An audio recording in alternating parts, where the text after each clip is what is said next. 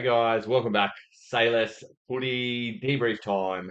That's right. Start of the week, debrief of all the games for the weekend. Check in on how our tips did, and tip of the week as well. How did we go? If you haven't already, follow us on TikTok, follow us on Instagram. I'll put a link in the description below, or it'll come up at the end screen when you get to the end of the video. Thanks for everyone watching so far. Absolutely fantastic. It's getting to the business end of the season. Only a few rounds to go and we're into finals. Obviously, as I say every week, being a Tigers supporter, we'll put a line through this year. But still love footy and just watching all the games every single weekend is fantastic. And I think the Tigers will get a win before the season's out. Wooden spoon, it's looking pretty guaranteed, but who knows? Appy and Brooksy and the team could probably put something together and maybe string a few wins. Who knows? Maybe who the Tigers are playing going to determine who plays in the finals this year. Anyway, let's get through our tips for last round and our tip of the week, and then we'll break down the debrief of all the games so far. So obviously, let's start with tip of the week. So, tip of the week, I went on the last game of the round. I went Brimson, I went Drinkwater, I went Val Holmes, and I went Phil Sami for anytime try scorers. Look, the Titans boys come through for me. Cowboys boys, not so much. I'm 1 from 3 at the moment, and I think I'm just sort of swinging for the fences. The first round was pretty easy. Warriors a win, DWZ to get a try. Didn't pay a whole lot, but I think I might just wind the tips and make them not so hard for the round to come. But we will do a tip of the week later in my tips for the round video later in the week. Hopefully we'll get on even keel 2-2. But yeah, hopefully I haven't put too much money on any of my tips so far, except for the first one. The tips for the games, it was a bit of a mixed bag. I think I got about half right. Tipped the Broncos to beat the Roosters, and they did.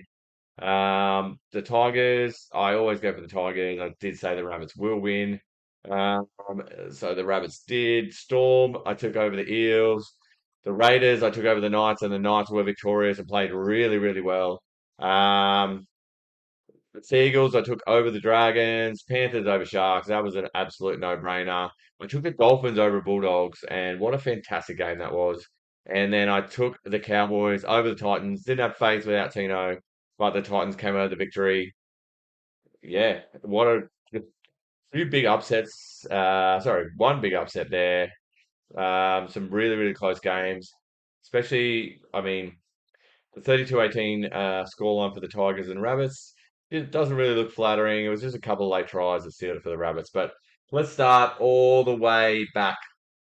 Thursday, Broncos over Roosters, and it's kind of like it was a make or break game. The Roosters looked good the week before, got a good win on the board, started to look like the Roosters of old. The Broncos needed to win and just solidify and be like, hey, we're not pretenders this season. We're big dogs, and they absolutely did that. They played super, super well. I don't think the Roosters were that bad. I think the Broncos didn't give them a chance to play that well. Uh, yeah, just Adam Reynolds continues to be brilliant.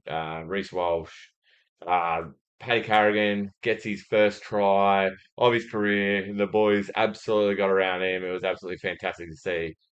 Almost as good as Alex Twale's first try. But yeah, good win for the Broncos, and it's going to set them up nicely going into the round coming up against the Cowboys as well. Just give them that little bit of confidence. Moving on to the Friday games, Tigers Rabbits. The Rabbits, obviously, first try was a intercept try. Alex Johnson, the try scoring machine. Third on the all time. First on multiple tries scored. Yeah, not the best way. Got back to 6-4, 6-all. Just before half time, they really sort of dropped off, and the Rabbits got away. The frustrating thing for me was there was a lot of shoulder charges from the Rabbits. Didn't get any penalties in the. Even the commentators were saying, "Oh, straight from the kickoff, shoulder charge." The ref didn't pick it up, and yet the match review committee did. I mean, look, it's not going to change the result, but I mean, it's just sort of lower teams on the table, they don't get the rub of the green as much. That's a whole other podcast. But anyway, the Tigers fought back to 18 to 20. And then yeah, just a couple of late tries.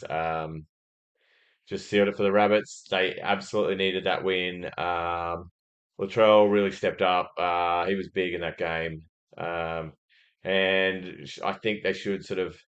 I mean, it's only the Tigers. They need to have some better performances if they're really going to figure in the finals this year. I think they will. I think it was just the first game back for Latrell. They'll be fine their feet. Their left edge is just lethal. Like if they start with scoring some tries on the right as well, wow, look out.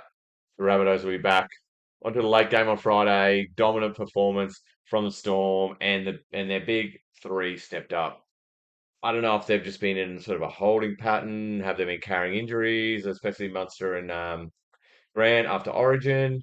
It just looked just so much smoother. And like there was so many times where, they maybe Gutherson fell off a tackle. Like Gutherson tries so hard for the Eels and does so much. If the Eels didn't have Gutho, they'd probably get beaten by 40 points every single week.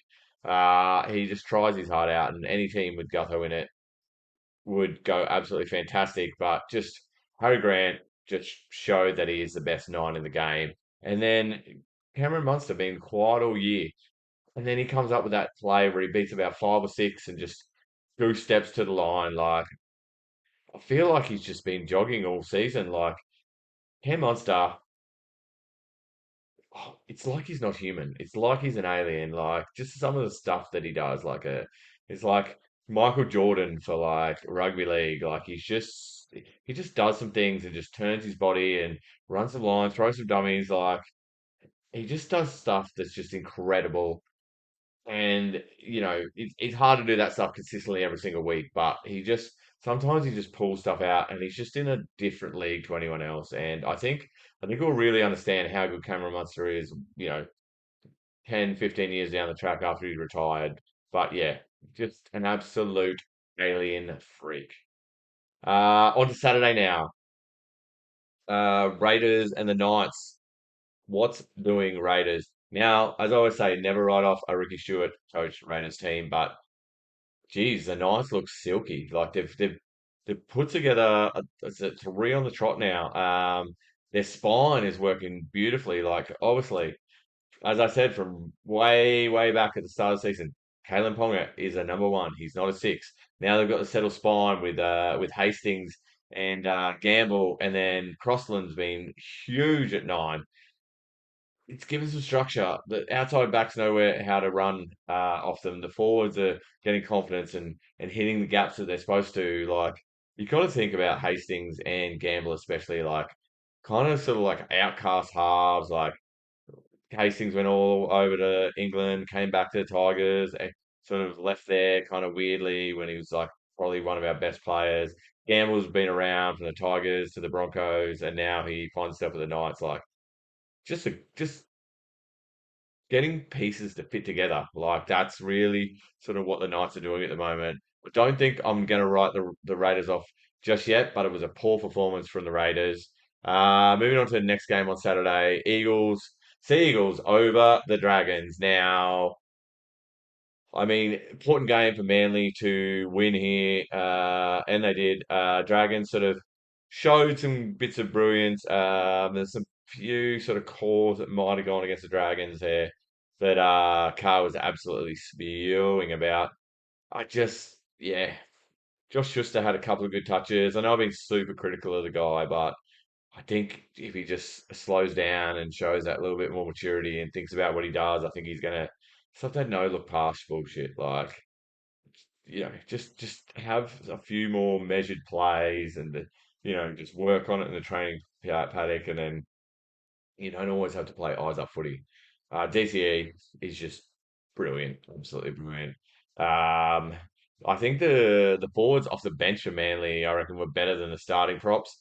But yeah, Manly stays alive with that victory over the Dragons. And then the late game on Saturday, I mean, it was never really in doubt. The Panthers are just hanging, just hanging along, just hanging. I mean, I know I keep saying that. It's just they're just, all the experts are saying that the Panthers can't be beaten. No, I think they can, but they're just sitting there and just tapping away. Like they're just all like it was. You read the score sheet and you're like your Luais, your Toas, your Yos, like all the big dogs got a try, and the Sharks who do against top eight teams continues.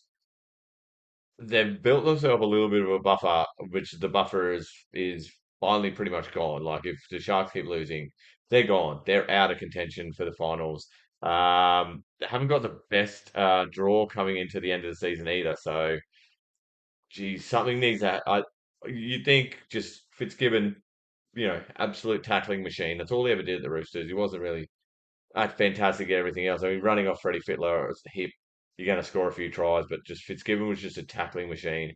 He just needs to get them out there and just tackle, tackle, tackle. Just make them tackle all week, and maybe it'll just become second nature to them. I just the defense is just not there.